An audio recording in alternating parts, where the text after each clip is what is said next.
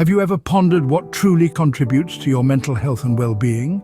It's a question that's been asked for centuries, and yet it seems we are still far from a consensus. Society often inundates us with a myriad of supposed keys to happiness: money, success, love, the perfect body. Yet how often do we find that those who possess these supposed treasures are still not content? This is the paradox of well-being. It's a mystery that continues to baffle us, even in the face of scientific and technological advancements. Our mental health and well-being are not just important, they are essential.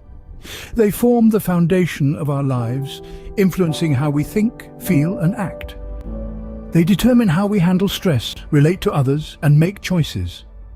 Mental health is not just the absence of mental health problems. It is much more than that.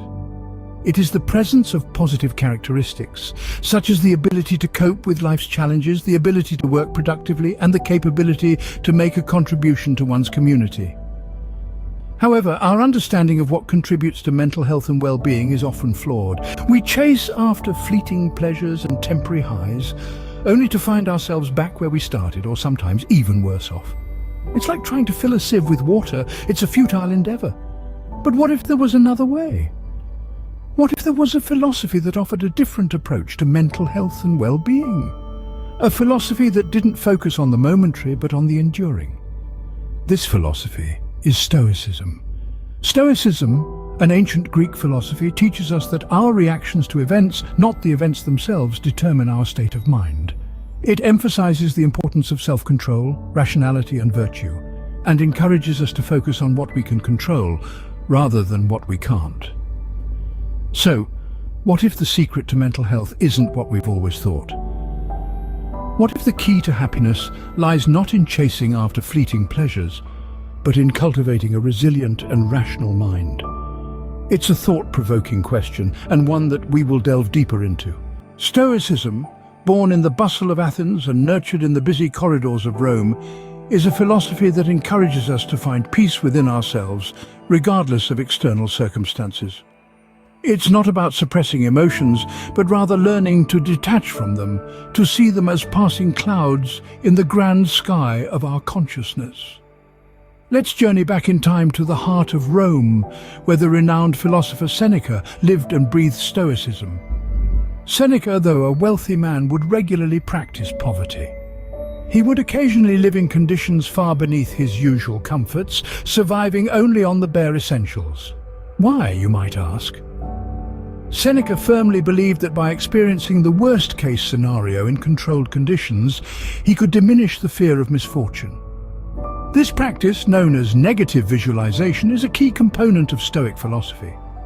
But Stoicism goes beyond just preparing for life's downs. It teaches us to accept life as it comes, with all its ups and downs. Stoics believe that we don't have control over everything that happens to us, but we do have control over how we react to them. This acceptance, this emotional resilience, is what gives Stoics their unwavering calm in the face of adversity. Imagine being caught in a sudden rainstorm. You can't control the rain, right? But you can control how you react. You could complain about the weather, or you could choose to enjoy the rhythm of the raindrops, the fresh scent of the earth, the sudden chill in the air. That's Stoicism in a nutshell. It's about accepting the rain, quite literally and metaphorically, and finding peace within that acceptance. This philosophy doesn't just help us endure life's storms, it equips us to sail through them with grace and resilience.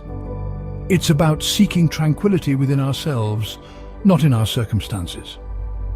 Seneca once said, "We suffer more often in imagination than in reality." But how can we apply this wisdom to our lives? Let's consider how Stoicism can change our perspective on life's challenges. To illustrate this, imagine you're stuck in heavy traffic on your way to a critical meeting. Your heart is pounding, your hands gripping the steering wheel as you watch the clock tick away. Your mind races, envisioning the disappointment on your boss's face, the lost business opportunity, the ripple effects on your career.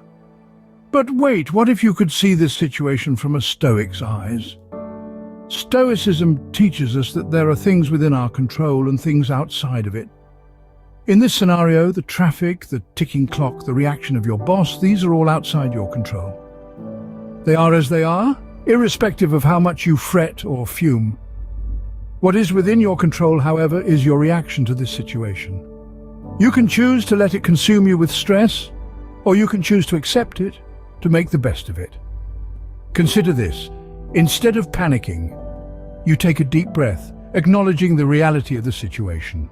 You realize that stressing won't clear up the traffic, nor will it turn back time. Instead, you decide to use this unexpected free time constructively. You rehearse your presentation one more time, or maybe you call ahead to inform about your delay. You might even take a moment to simply enjoy the music on the radio or the scenery around you. This is Stoicism in action. It's not about ignoring your feelings or suppressing your emotions.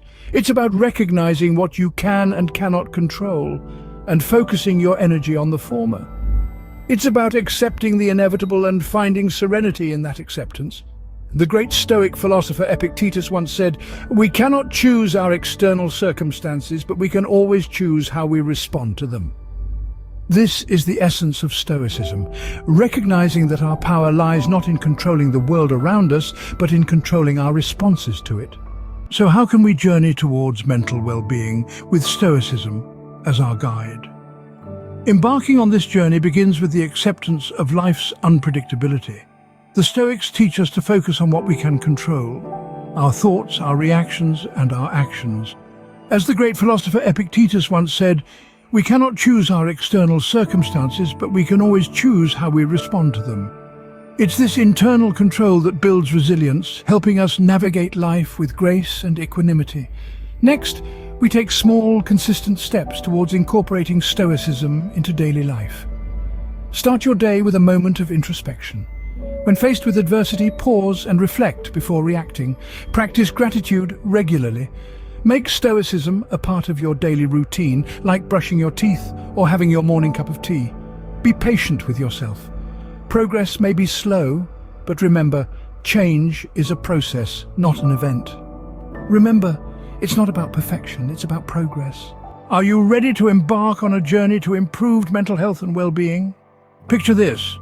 A world where adversity doesn't faze you, where you have the mental fortitude to weather any storm.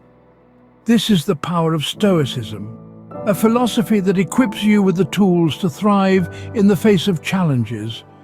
Stoicism offers a robust framework for mental health, inviting you to view life's trials as opportunities for growth rather than obstacles.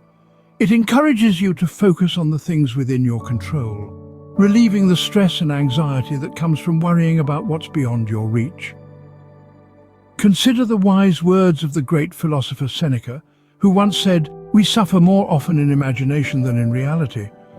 With Stoicism, we can move beyond these imagined fears and focus on what truly matters. So, are you ready to take the reins of your mental well-being? Embrace Stoicism and let it guide you towards a life of tranquility and mental resilience.